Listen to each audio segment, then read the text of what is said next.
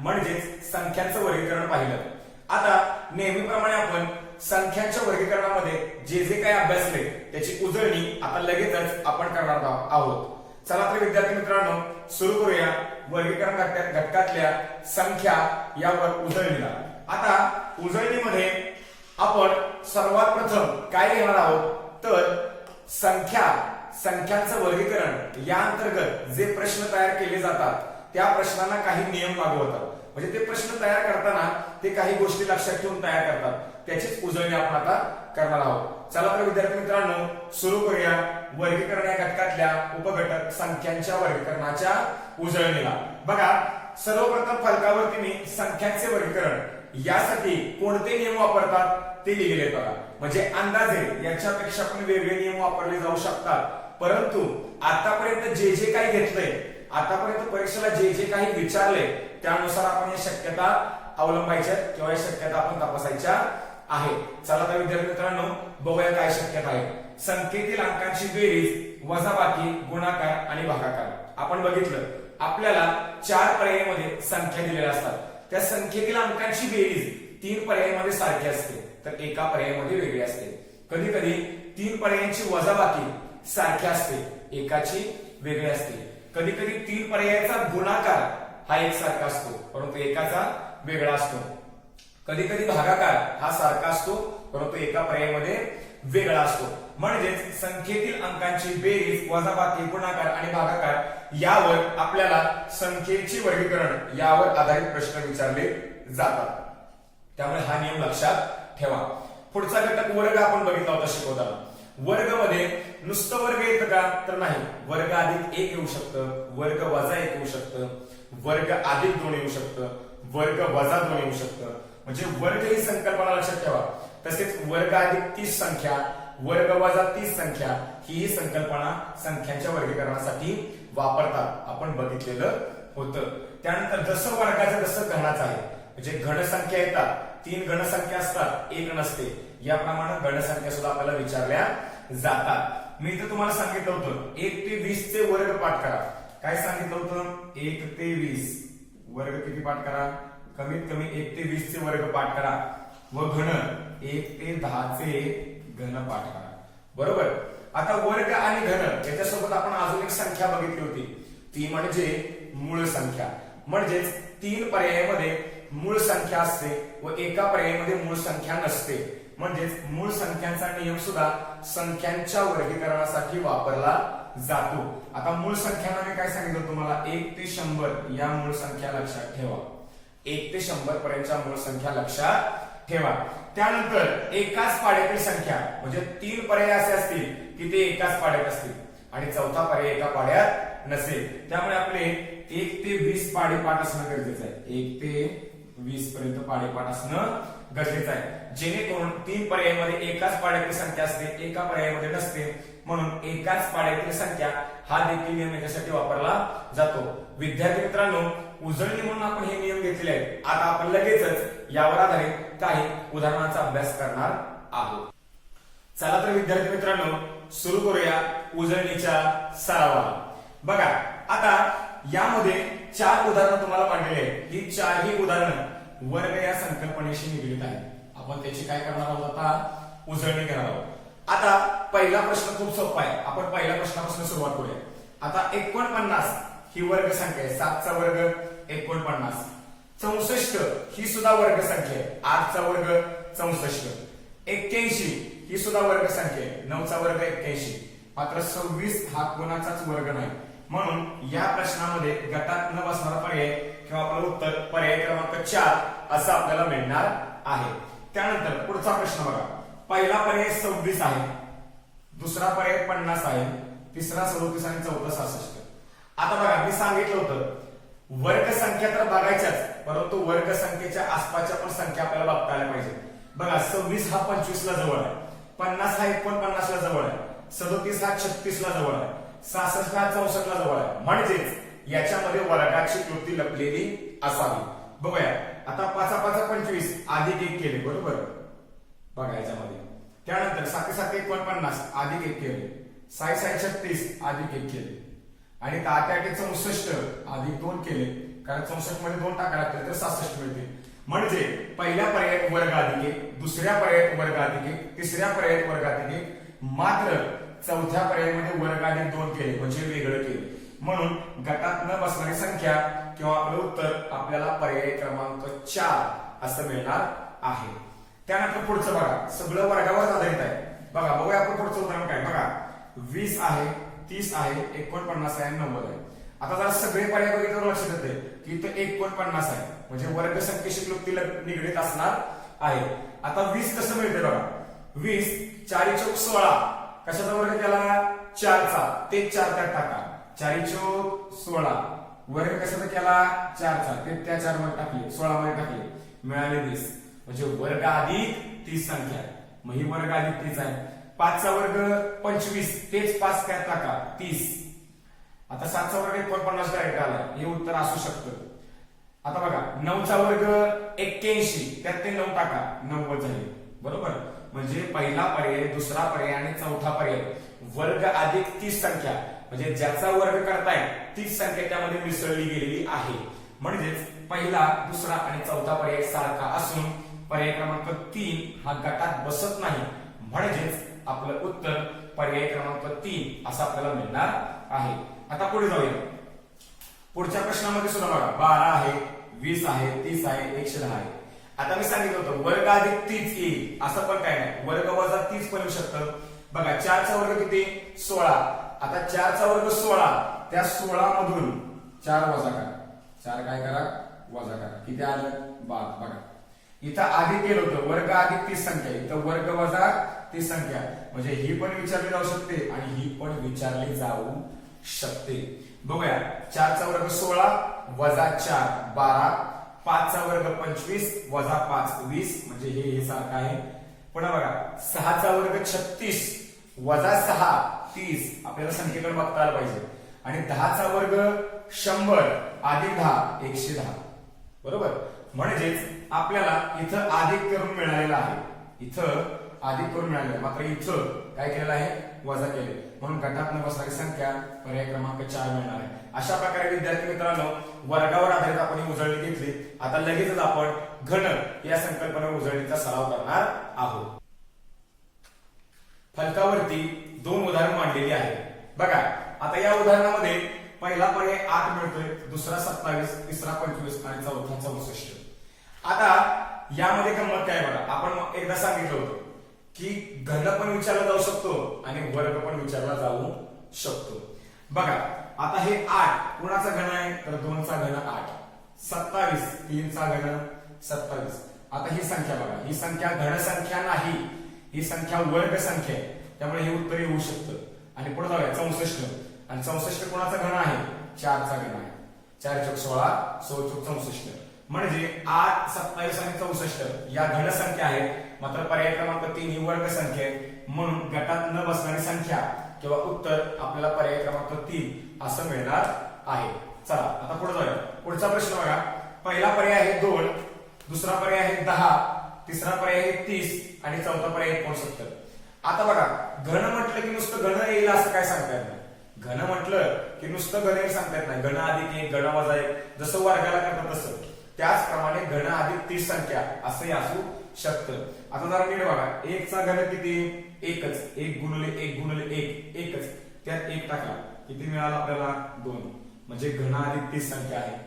2चा घन किती 8, त्यात कितीचा घन केला 2चा, तेच 2 टाकला, 8 आणि 2 10 मिळाला बघा, म्हणजे ही सुद्धा घन अधिक 30 संख्या आहे. इथं बघा 3चा घन किती 3चा 27 बरोबर अधिक 3, कशाचा घन केला 3चा, मग त्यात टाकला 30, म्हणजे ही पण घन अधिक 30 संख्या आहे. मात्र 4चा घन 64, त्यात 4 टाकले का 68 होतात, मात्र इथं आले 69. म्हणजेच पहिला पर्याय, दुसरा पर्याय आणि तिसरा पर्याय हा घन अधिक 30 संख्येत असून चौथा पर्याय वेगळा आहे, म्हणजे गटात न बसणारी संख्या किंवा उत्तर आपल्याला पर्याय क्रमांक 4 अशा प्रकारे सहजतेने मिळणार आहे. आता मूळ संख्यांवर आधारित उदाहरण विचारले बघा. आपल्याला मूळ संख्या माहित झालेल्याच आहेत. बघा 19 एक मूळ संख्या आहे, 23 मूळ संख्या आहे आणि 29 मूळ संख्या आहे.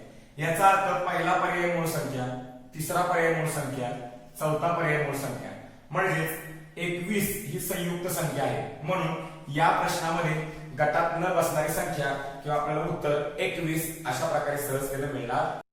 विद्यार्थी मित्रांनो, आपण 3 अंकी आणि 4 अंकी संख्या या नक्की बघायला कशा हे आपण बघितलं होतं. त्याची एक छोटीशी उजळणी आता घेऊया.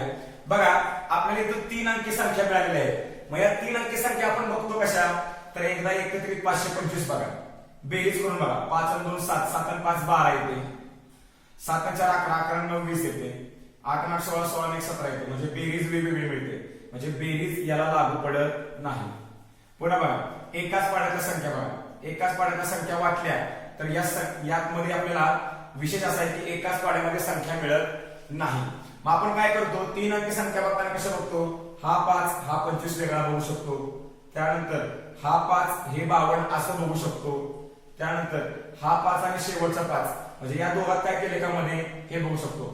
या दोघांचा गुणाकार मध्ये मांडला जातो, या दोघांची बेरीज मध्ये मांडली जाते, हे आपण बघितलेलं होतं. आता फक्त उजळणी घेतोय. त्यानंतर अशा प्रकारे आपण संख्या बघितल्या जातात. आता तुर्तास आपण अशी बघूया, 5 25, 7 49, 8 81, 4 16 सुटलं गणित बघा. काय केले, 5 चा वर्ग 25, 7 चा वर्ग 49, 8 चा वर्ग 64 आहे पण इथे 81 दिले, 4 चा वर्ग 16 म्हणजे पहिला पर्याय, दुसरा पर्याय आणि चौथा पर्याय हा संख्येचा वर्ग पुढे मांडलेला आहे. मात्र पर्याय क्रमांक 3 त्याच्याशी जुळत नाही, म्हणजेच आपलं उत्तर पर्याय क्रमांक 3 आपल्याला मिळणार आहे. पुढचा प्रश्न बघूया. संख्या बघताना वेगळ्या प्रकारे बघायची. कशी बघायची बघा, इथं 2 विषम संख्या आहेत, इथं 2 समसंख्या आहेत, म्हणजे समविषम काही लागू पडत नाही. पुढची गोष्ट बघा, लक्षात घ्या, तुम्ही समविषम लावताय परंतु आपल्याला कृती अशी पाहिजे की जास्त जवळ जाणारी. तुम्ही लगेच समविषम, उदाहरणार्थ वरच्या प्रश्न बघा, तुम्ही म्हणाल सर ही विषम आहे, ही विषम आहे, ही विषम आहे, हे उत्तर काढाल, परंतु नाही. जरी तुम्ही हे उत्तर काढलं, जरी तुमचं बरोबर असलं तरी ते प्रश्न काढणाऱ्याला मान्य नसतं. मी तुम्हाला आधी सांगितलं होतं, जो प्रश्न तयार करणारा असतो त्याला काय अपेक्षित आहे त्यानुसार तुम्हाला उत्तर काढावं लागतं. म्हणून जवळ जाणारी कृती काढणं आपल्याला खूप गरजेचं आहे. समविषम नॉर्मल आहे, परंतु त्याच्या एक पुढे काय असू शकतं हे आपल्याला बघता आलं पाहिजे. जसं की आता आपण बघितलं, वर्ग त्याच्या समोर दिलेला आहे. आता खालच्या संख्येकडे येऊया. बघा, आता समविषम काय जुळणार, बेरीज करूया. 6 आणि 4 10 2 12, 5 आणि 8 13 3 16, 7 आणि 7 13 2 15 म्हणजे बेरीज सुद्धा वेगळी. आता संख्यांचा विचार करूया. 46 2, 58 3, 67 2, 47 3. बघा, 2 च्या पाड्यात 46 आहे परंतु 3 च्या पाड्यात 58 आहे, 2 च्या पाड्यात 67 नाही, म्हणजे ही कृती सुद्धा लागू पडत नाही. उलट करूया. बघा, आम्ही अर्ध्या मिनिटामध्ये कृत्य लावते. 4 ला 62 करतो, 5 ला 83 करतो, 6 ला 72 करतो आणि 4 ला 73. 4 च्या पाड्यात 62 आहे का बघा, 16 चौक 64, 15 चौक 60 नाही, 5 च्या पाड्यात 83 नाही, 6 च्या पाड्यात 72 आहे, 4 च्या पाड्यात 73 नाही, म्हणजे ही सुद्धा कृती लागू पडत नाही. 3 पर्याय सारखे मला पाहिजे 3. आता उलट बघूया. बघा, आता 4 आणि 2 बघा, 5 आणि 3 बघा, 6 आणि 2 बघा, 4 आणि 3 बघा, सुटलं बघा. 4 आणि 2 6, 5 आणि 3 8, 6 आणि 2 8, इथं चुकले, 4 आणि 3 7 बघा. म्हणजे आपण कृत्या चालल्या अर्ध्या मिनिटामध्ये बघितल्या तर आपल्याला उत्तर सापडू शकतं. फक्त संख्येकडे बघताना एकत्रित न बघता आता जे मी सांगितलं, जे शिकवताना पण सांगितलंय आणि उजळणीला सांगितलंय त्या पद्धतीने आपल्याला संख्येकडे बघता आलं पाहिजे. अशा प्रकारे आपल्याला कडेच्या संख्येची बेरीज मध्ये दिले. तुर्तास या प्रश्नापुरतं गटात न बसणारी संख्या किंवा आपलं उत्तर पर्याय क्रमांक 3 असं आपल्याला मिळणार आहे. आता फलकावरती 4 अंकी संख्या दिलेली आहे. मी सांगतो तुम्हाला, आपण मगाशी बघितलं होतं तासामध्ये की जेवढ्या जास्त अंकी संख्या तेवढं गणित सोपं असतं. फक्त त्या पद्धतीने त्या संख्येकडे आपल्याला बघता आलं पाहिजे. आता 4 अंकी आपण कसं बघायला शिकलोय, असं एकाड एक बघायला शिकलोय. अजून कसं बघायला शिकलोय की बाबा रे, या 5 चा या 386 मेळ असेल का, किंवा या 6 चा या 530 मेळ असेल का, किंवा 53 आणि 06 यांचा काय मेळ असेल का. म्हणजेच आपल्याला बेरीज गुणाकार भागाकार यामध्ये वापरतात. म्हणजे या आणि या संख्येची बेरीज मध्ये असते, या आणि या संख्येचा गुणाकार मध्ये असतो. बघा, सापडला. 5 7 30, 5 5 25 हे येत नाही, 7 9 63 आणि 4 8 32 अशी कृती सापडून जाते. फक्त त्या संख्येकडे आपल्याला बघता आलं पाहिजे ज्या पद्धतीने सांगितलं. एकाड एक बघा, सलग बघा किंवा कडेच्या बघा. अशा प्रकारे आपण 4 अंकीवर पण उत्तर लगेच काढू शकतो. तुर्तास इथं काय केलंय तर कडच्या संख्यांचा गुणाकार मध्ये दिलेला आहे, म्हणजे या प्रश्नामध्ये गटात न बसणारी संख्या किंवा आपलं उत्तर पर्याय क्रमांक 2 असं आपल्याला मिळणार आहे. आता संख्यांच्या वर्गीकरणामध्ये आपण शेवटची संकल्पना बघितली, भागाकाराच्या स्वरूपात संख्या दिल्या जातात याप्रमाणे. आता भागाकाराच्या स्वरूपात देतात त्या ते आपलं काम सोपं करतात. मग यांचा भागाकार होऊ शकतो का? 4 च्या पाड्यात 8 आहे, परंतु 3 च्या पाड्यात 9 आहे, परंतु 7 च्या पाड्यात 8 नाही, 7 च्या पाड्यात 5 नाही, म्हणजे भागाकार होत नाही. मग आपण शिकवले काय की भागाकाराच्या स्वरूपात आलं की छेदाचा अंशाचा गुणाकार करा, छेदाचा अंशाचा भागाकार करा, छेदाच्या अंशाची बेरीज करा, छेदाची अंशाची वजाबाकी करा, काही करा, पण उत्तर काढता आलं पाहिजे. चला बघूया. 8 आणि 4 12 झाले, 9 आणि 3 12 झाले, 7 आणि 8 15 झाले, 7 आणि 5 12 झाले. म्हणजे इथं 12 बेरीज आहे, इथं 12 आहे, इथं 12 आहे. म्हणजे पहिला पर्याय 12, दुसरा पर्याय 12, चौथा पर्याय 12. परंतु तिसऱ्या पर्यायामध्ये बेरीज वेगळी मिळते, म्हणून तिसरा पर्याय गटात बसत नाही. विद्यार्थी मित्रांनो लक्षात घ्या, गटात का बसत नाही आपण का बघितलं की आपल्याला बेरीज वेगळी मिळालेली आहे. आता इथं बेरीज आहे, परंतु वजाबाकी पण असू शकते, गुणाकार पण सारखा असू शकतो. लक्षात घ्या, आपल्याला काही ना काही करता आलं पाहिजे. कधी कधी वर्ग पण असू शकतो, या संख्येचा वर्ग वर, या संख्येचा वर्ग वर, असंही असू शकतं. कधी कधी चारही पण वर्ग असू शकतात, परंतु वर्ग आणि वर्गमूळ हे उलटा पालट करू शकतात. म्हणजे सगळ्या 3 पर्यायामध्ये वर्ग संख्या वर देतील, परंतु चौथ्या पर्यायामध्ये वर्ग संख्या खाली देतील. म्हणजे सारखेपणा जरी असला त्यात बारकासा फरक सुद्धा असू शकतो. त्यानंतर सर्वात महत्वाचं, या भागाकाराच्या रूपाला तुम्ही अतिसंक्षिप्त रूप दिलं तरीही तुम्हाला 3 पर्यायामध्ये सारखेपणा मिळणार आहे. लक्षात ठेवा विद्यार्थी मित्रांनो, भागाकाराच्या स्वरूपात देखील अशा प्रकारे प्रश्न विचारले जातात. तुर्तास या प्रश्नापुरतं आपल्याला गटात न बसणारी संख्या किंवा उत्तर पर्याय क्रमांक 3 मिळणार आहे. विद्यार्थी मित्रांनो, आज आपण वर्गीकरण या घटकातील जो उपघटक होता संख्या, म्हणजेच संख्यांचे वर्गीकरण आपण शिकलो. वर्गीकरण शिकताना आपण प्रत्येक संकल्पना, प्रत्येक घटक बारकाईने बघितला, त्यामध्ये काय काय येऊ शकतं याबद्दलही आपण माहिती बघितली.